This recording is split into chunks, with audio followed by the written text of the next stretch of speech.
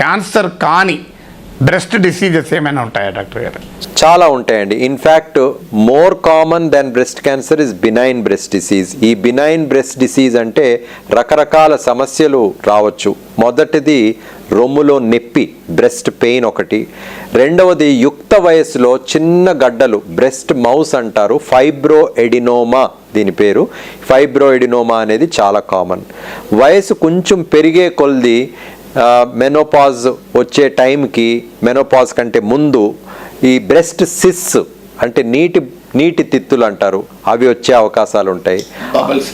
అవునండి. అంతేకాకుండా బ్రెస్ట్లో ఇన్ఫెక్షన్స్ రావచ్చు.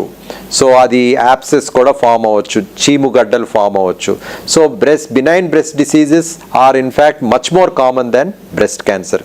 కానీ మనం బ్రెస్ట్ క్యాన్సర్ గురించి మాట్లాడుకున్నట్టయితే ఆ ధైర్యం ఇవ్వటం కోసం, ఎందుకంటే 10 మందిలో రొమ్ములో సమస్య ఉంటే 9 మందికి రొమ్ము క్యాన్సర్ ఉండదు అని మనం చెప్పాలి అంటే ట్రిపుల్ అసెస్మెంట్ అనేది తప్పకుండా ఆ మహిళకి చేసినట్టయితే మనం తప్పకుండా we will be able to reassure that person. Psychiatric డిసీజెస్లో సహజంగా ఆ థెరపీతో పాటు కౌన్సిలింగ్ ఒక కీలక పాత్ర పోషిస్తుంటుంది. అన్ఫార్చునేట్లీ ఈ ఫిజికల్ ఎలిమెంట్స్ అంటే మెంటల్ ఎలిమెంట్స్లో కౌన్సిలింగ్ చేస్తారు, కానీ డిప్రెషను, యాంగ్జైటీ ఇలాంటి వాటికి. కానీ ఫిజికల్ ఎలిమెంట్స్కి వచ్చే వరకు మన మెడికల్ సిస్టంలో డాక్టర్ చాలా busy, too many patients, family doctor concept పోవడం లేదు, ఇలాంటి అనేక కారణాలు ఉండొచ్చు. కానీ కౌన్సిలింగ్ అనేది ఫిజికల్ ఎలిమెంట్స్లో, శారీరక రుగ్మతల్లో బాగా తగ్గింది. సో అందువల్ల ఈ బ్రెస్ట్ క్యాన్సర్, రొమ్ము క్యాన్సర్ చికిత్సలో, రొమ్ము క్యాన్సర్ విషయంలో ఈ కౌన్సిలింగ్ ట్రీట్మెంట్కు ముందు కౌన్సిలింగ్ యొక్క ప్రాధాన్యత ఏంటి డాక్టర్? మంచి ప్రశ్న అడిగారండి. క్యాన్సర్ నిర్ధారణ డాక్టరు ముందున్న మహిళకి కానీ వారి కుటుంబ సభ్యులకి చెప్పినప్పుడు వారు ఎంతో భయాందోళన చెందుతారు. అది సర్వసహజం. చాలా కోపం వస్తుంది, దుఃఖం వస్తుంది, ఏం చేయాలో తెలియదు, వారి జీవితం అంతా అయిపోయింది అని చాలా ఆందోళన పడతారు. నాకే ఎందుకు వచ్చింది అని కూడా తప్పకుండా వారు అనుకుంటారు. ఇన్ని ఇమోషనల్ ప్రాబ్లమ్స్ ఉన్నప్పుడు డాక్టరు పేషెంట్కి ఏం చెప్పినా ఒక తెరలాగా ఉంటుంది, వారికి అర్థం కాదు. సో అంచేత డాక్టర్ యొక్క కర్తవ్యం ఏంటంటే క్యాన్సర్ నిర్ధారణ అవ్వంగానే పేషెంట్కి ధైర్యం ఇవ్వటం.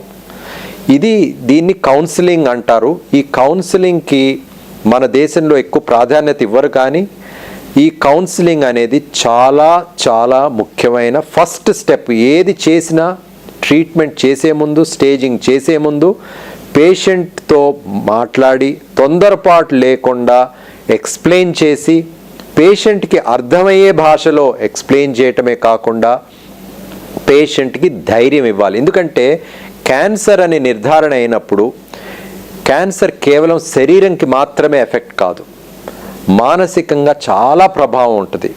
అందుచేత ఏ ట్రీట్మెంట్ ఇచ్చినప్పటికీ 50% ఆఫ్ ద ట్రీట్మెంట్ పేషెంట్కి ధైర్యం ఇవ్వటం, ప్రాపర్గా ఎక్స్ప్లెయిన్ చేయటం, డయాగ్రామ్స్ వేసి క్యాన్సర్ ఎక్కడ వచ్చింది, ఏం చేయాలి అని ప్రతి స్టెప్ ఆఫ్ ద ట్రీట్మెంట్లో గనక డాక్టర్ పేషెంట్కి, వారి కుటుంబ సభ్యులకి గనక ఎక్స్ప్లెయిన్ చేసినట్టయితే వారు మళ్ళా అదే ప్రశ్న అడగచ్చు విసుక్కోకుండా. ఎందుకంటే మనం చెప్పినట్టు క్యాన్సర్ అనే నిర్ధారణ అయ్యాక వాళ్ళు చాలా భయాందోళనతో ఉంటారు. డాక్టర్ ఒకసారి చెప్పినప్పుడు వారికి అర్థం కాకపోవచ్చు, మళ్ళా అడగచ్చు.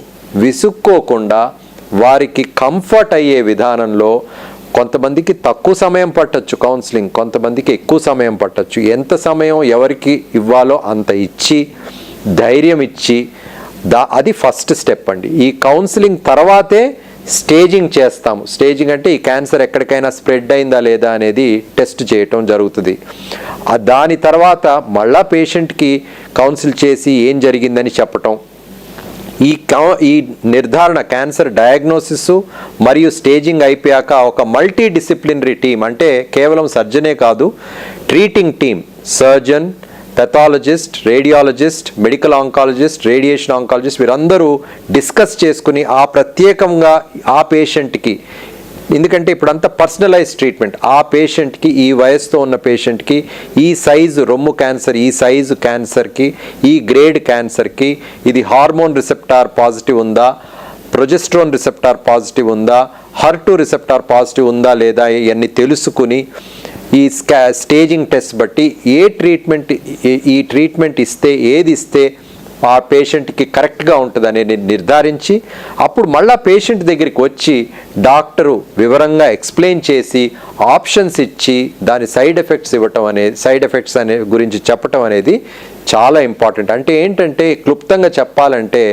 నిర్ధారణ క్యాన్సర్ అయ్యాక at every step of diagnosis అయ్యాక, స్టేజింగ్ అయినంతరం, ట్రీట్మెంట్ మొదలు పెట్టకముందు, ట్రీట్మెంట్ అయిపోయాక ధైర్యం ఇవ్వటంతో పాటు క్లియర్గా వారికి అర్థమయ్యే భాషలో మళ్ళా కావాల్సి వస్తే ఎక్స్ప్లెయిన్ చేయటం అనేది కౌన్సిలింగ్.